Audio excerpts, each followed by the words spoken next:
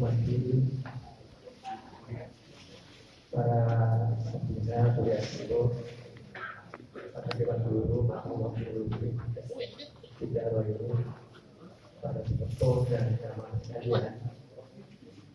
Tadi sudah kita dengarkan bersama penjelasan daripada Bapak Kiai Yusuf tentang hukum-hukum daripada sholat berjamaah menurut mazhab para ulama. Yang kami sampaikan ada 3 pendapat besar. Walaupun ada yang mengatakan itu wajib, ada yang mengatakan fardu kifayah, tapi yang menurut jumhur ulama, pendapat ulama yang sebagian terbesar, khususnya adalah Asy-Syafi'i, pendapatnya adalah sunnah muakkadah. Yang dasarnya adalah adanya hadis yang diriwayatkan oleh Bukhari yang sangat kuat, yang sangat sahih, ya, mengatakan bahwasanya sholat berjamaah ini afdalu min sholatil fardhi bi sab'in wa isrina darajatan. Dalam hadis lain dikatakan afdalu, ya, sholat al-fardhi bi sab'in wa isrina darajatan. Nilainya 27 kali lipat pahalanya daripada sholat munfarid, sholat berjamaah. Namun demikian kita juga memaklumi bagi pendapat ulama yang mengatakan bahwa sholat berjamaah itu hukumnya adalah fardu ain, karena memang banyaknya keutamaan daripada kita sholat secara berjamaah daripada kita sholat yang kita secara munfarid secara sendiri.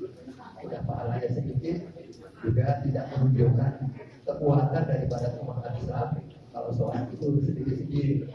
Untuk apa kita punya masjid bagus-bagus kalau tidak dipakai? Untuk apa kita musola bagus-bagus kalau tidak dipakai? Hari ini sekalian, saya ingin sampaikan sebuah hadis qudsi. Mudah-mudahan lebih menguatkan bagi kita untuk lebih memaksakan diri kita untuk bisa sholat secara berjamaah. Dalam sebuah hadis qudsi, Rasulullah SAW Allah Ta'ala, inna buyuti fi ardi, semuanya rumahku di bumi ini, di bumiku ini, al-masajidu adalah masjid-masjid. Ya, Allah mengatakan bahwa rumahku di bumi ini adalah masjid. Jadi kita tidak keliru kalau mengatakan masjid itu adalah Baitullah, karena memang ada dalilnya seperti itu. Ya, di mana-mana ada masjid, ya di mana-mana mulailah ya rumah-rumah. Wasuwaruha, dan penghuninya, pengunjungnya daripada rumahku itu, ya, adalah sukanuha wa umaruha, adalah orang yang datang ke tempat itu dan yang memakmurkan tempat itu. Jadi kita datang ke masjid itu pada hakikatnya bukan hanya sholat, tetapi kita bertamu ke rumah. Karena kata Allah adalah wasuwaruha, dan orang yang datang, yang berziarah ke rumahmu itu adalah sukanuha wa umaruha, dan yang memakmurkan situ. Memakmurkan karena jamaah atau memakmurkan karena ada ta'lim dan pengajian. Karena kita meramaikan rumah Allah. Ya, sebagaimana dikuatkan lagi di dalam surah Taubah ayat 18 itu nama ya'muru dan sebagainya. Hadirin sekalian, terusan daripada hadis qudsi ini adalah fatuba li abdin. Fatuba li abdin atau harafi baiti, maka beruntunglah, berbahagialah bagi seorang hamba atau harafi baiti yang dia bersuci dari rumahnya. Summa zaroni baiti, kemudian dia mengunjungi rumahku. Fahaqqa adal mansuri, maka adalah sepantasnya bagi orang yang dikunjungi itu adalah ayyub lima zahira, untuk menghormati orang yang berziarah di rumahnya. Jadi wajar kalau tuan rumah itu menghormati tamunya, ya, jadi menghormati tamunya. Jadi saudara sekalian, kalau kita melihat kepada hadis ini, namanya kita ini makin yakin lah bahwa kita jangan meninggalkan suatu jamaah, kecuali ada udzur, ya, ada udzur gitu ya, kita nggak bisa berjamaah di masjid, ya. Ya, terpaksa kita menunda, mungkin kita sedang ada bepergian atau kita mungkin sedang ada tamu. Kalau ada tamu ya kita aja lah, tamu itu ke masjid, sholat asar atau jamaah. Dari hadis kursi ini kita bisa mengambil garis besar bahwasanya datang ke masjid berjamaah itu adalah memakmurkan rumah Allah, ya, memakmurkan rumah Allah, dan memakmurkan rumah Allah itu jadi Allah adalah wahakko alal mazuri ayyukrima zairon atau ayyukrima man zairon.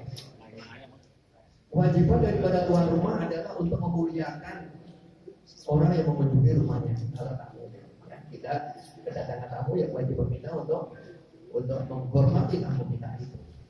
Ya. Jangan sampai ada tamu datang ke rumah kita waktunya makan kita jam makan, waktu di meja makan kita bilang enggak makan, saya lagi puasa. Saya lagi puasa sunat. Nah, ini keliru ya. Puasa sunat itu hukumnya sunat, sementara menghormati tamu itu hukumnya wajib. Ya, ajaran wajib. Jadi harus dibatalkan untuk menghormati tamu kita. Hadirin sekalian, dalam hadis ini pula juga kita bisa ambil kesimpulan bahwasanya Allah menjanjikan untuk memberikan kemuliaan kepada orang-orang yang sholat berjamaah di masjid, di rumah Allah. Apa janji Allah untuk memuliakan orang yang berjamaah itu? Pertama, dari kita berangkat dari rumah, kita sudah diberikan anugerah pahala. Dikuli khutbatin hasanah, dikutip rahmatin ubidul sayyi'at.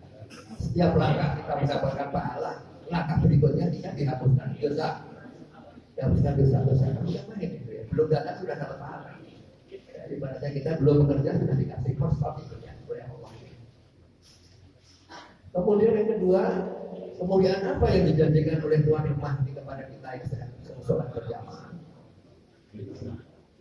Yaitu siapa yang bisa menangi dan bisa menangi, yang bisa menjumpai orang yang berazan sampai kepada iqamah, kemudian dia memanfaatkan untuk berdoa di tengah-tengah dua azan ini, maka insya Allah doanya itu dijabah oleh Allah. Jadi berdoa antara azan dan iqamah itu termasuk doa yang makbul. Ya, di samping biduburi sholat, setelah selesainya sholat atau di tempat-tempat lain yang mustajabah. Maka dari itu kalau kita ingin dapat doa kita mustajabah, datanglah lebih awal waktu supaya kita bisa berdoa antara muadzin mengumumkan dengan azan dan muadzin mengumumkan dengan iqamah. Doa, ya. Apa yang kita lihat berdoa. Kemudian yang ketiga,